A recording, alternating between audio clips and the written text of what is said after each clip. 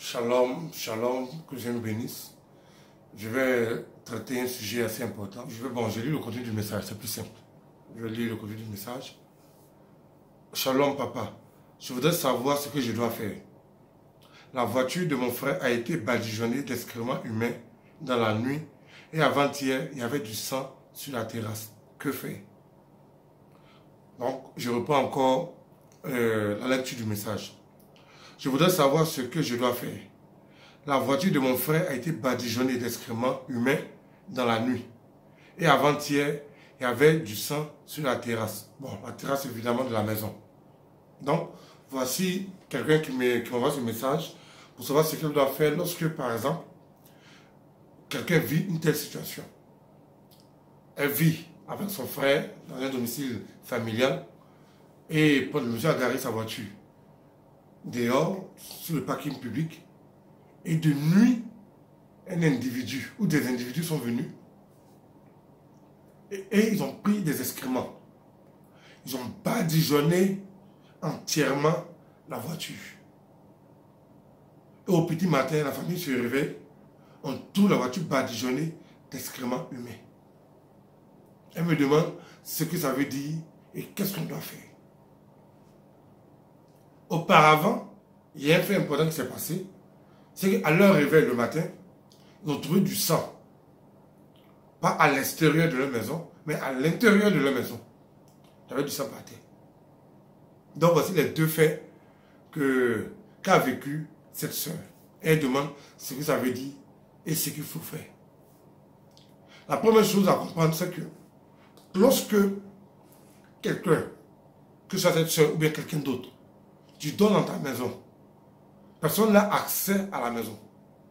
Et à ton réveil le matin, tu trouves du sang sur ta terrasse, dans ton salon, dans ta chambre, bien dans un autre endroit de ta maison. C'est qu'il y a un sacrifice mystique qui a été fait dans ta maison.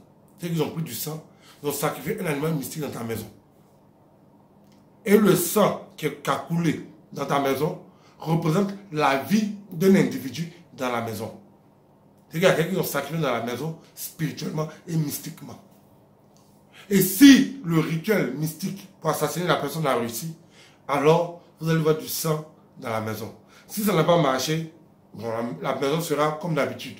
Mais si vous voulez trouver du sang dans la maison, après ce rituel mystique-là, ça veut dire que la sorcellerie, l'envoûtement, la mise à mort de la victime a marché.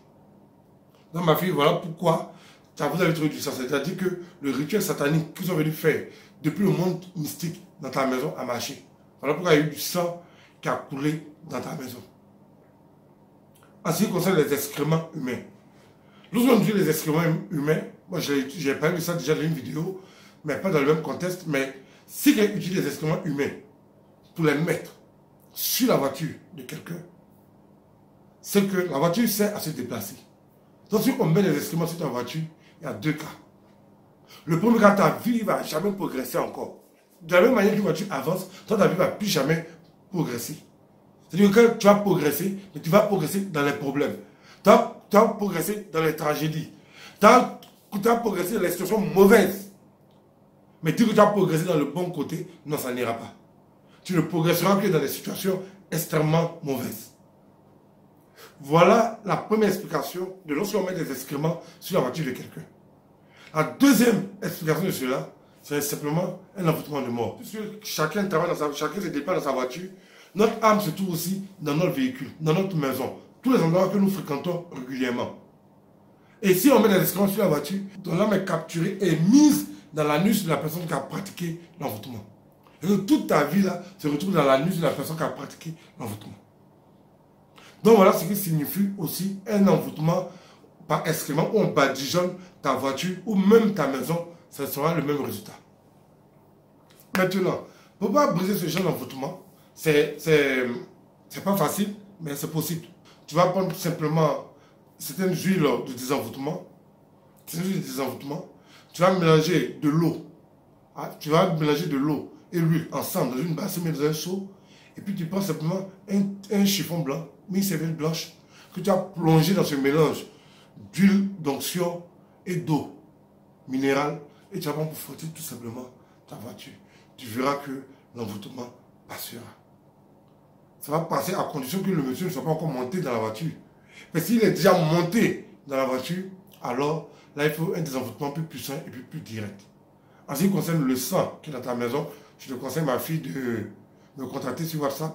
Je vais te dire ce qu'il faudra faire pour éviter la mise à mort de la victime. Shalom.